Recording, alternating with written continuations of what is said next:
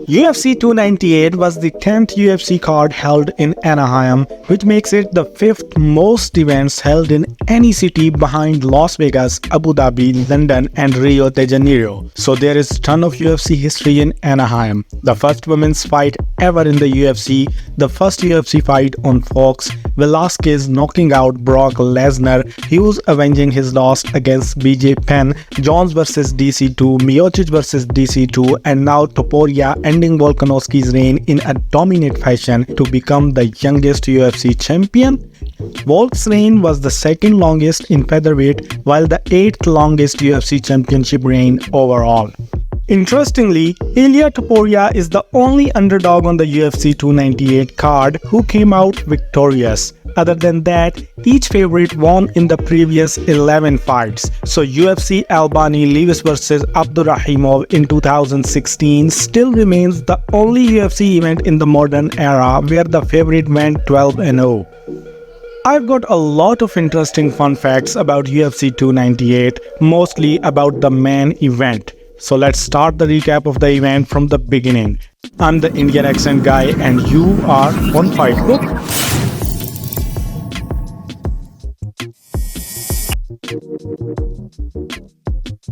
Event started with a women flyweight bout where Miranda Maverick snatched Andrea Lee's number 15 spot by beating her with the unanimous decision.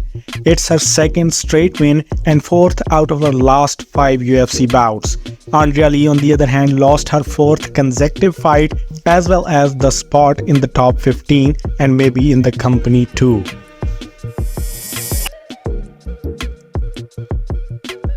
Next was the debut of a Welsh prospect, Oban Elliott, against Wal Woodburn, who was expected to do well in this fight after getting knocked out by Bo Nickel in his first UFC fight. Elliott beats him by a unanimous decision, extending his win streak to 6 with an overall MMA record of 10 wins and 2 losses. After the fight, he called out Roman Reigns, which doesn't make any sense.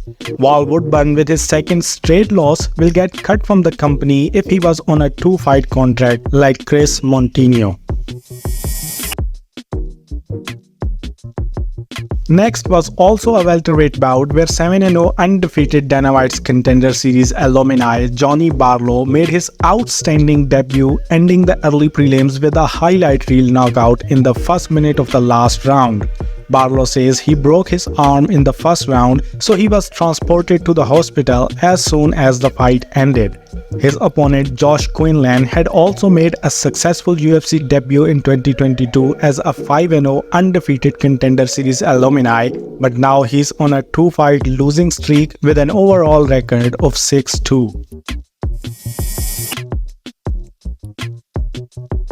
The preliminary card kicked off with 2 aggressive light heavyweight finishers making their promotional debut. Yang Mingyang, who was on a 9-fight first-round finish streak, versus Branson Ribeiro, who was on a 3-fight first-round finish streak. Mingyang says he missed the birth of his child and did not go on his honeymoon due to being on training camp. Hard work pays off as he won the fight in the very first round by a cold knockout. Now he's on a 10-fight winning streak, all with first-round finishes, and he's still only 25, being the youngest fighter on the card. Mingyang is the first Chinese fighter to earn a win at light heavyweight or above in the UFC history. We really need to keep an eye on this dude.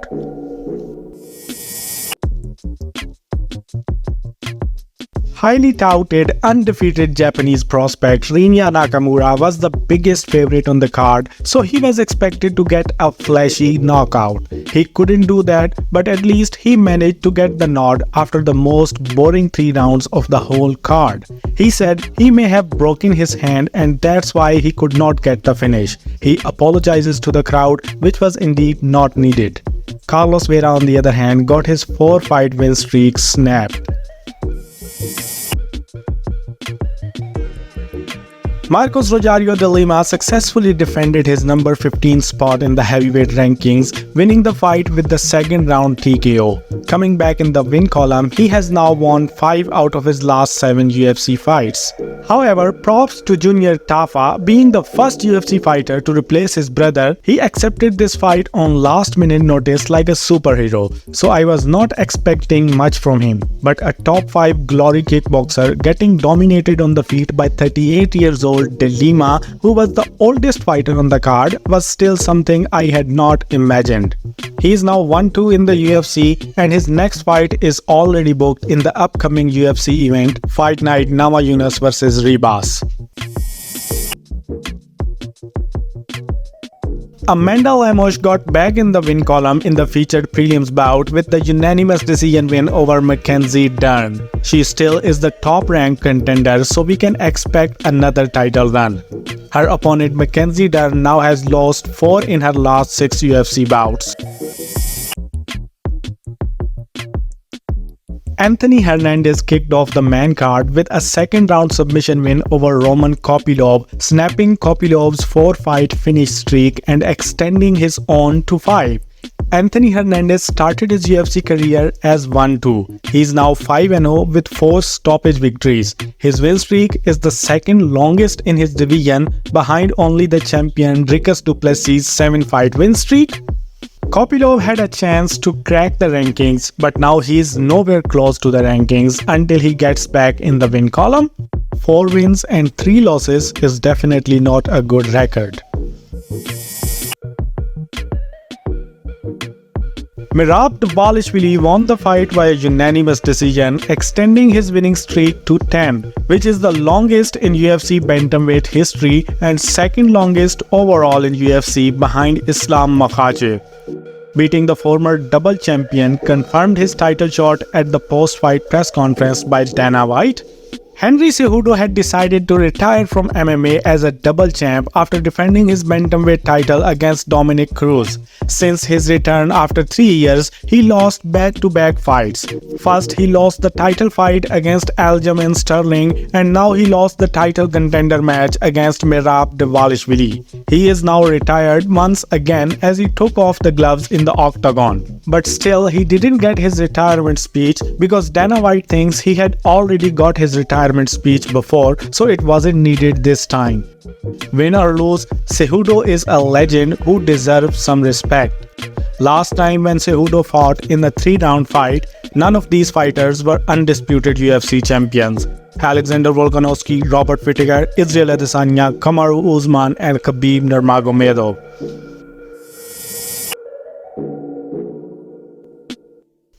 Garry won his 7th UFC fight by a controversial split decision. He is still undefeated and still one of the most hated UFC fighters, as there are many who believes this fight is a robbery. He called out Colby Covington in his post-fight interview. His opponent Geoff Neal has now lost back-to-back fights, winning only 2 out of his last 6.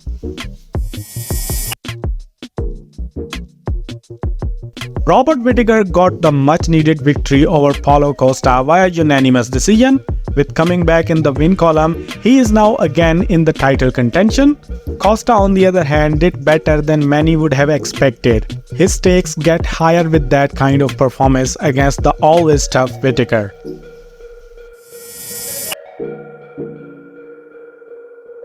Ilia Topuria won the title bout against Alexander Volkanovski with the second-round knockout at 3 minutes and 32 seconds. He doesn't need to change his Insta bio as he is still undefeated 15-0 featherweight champion.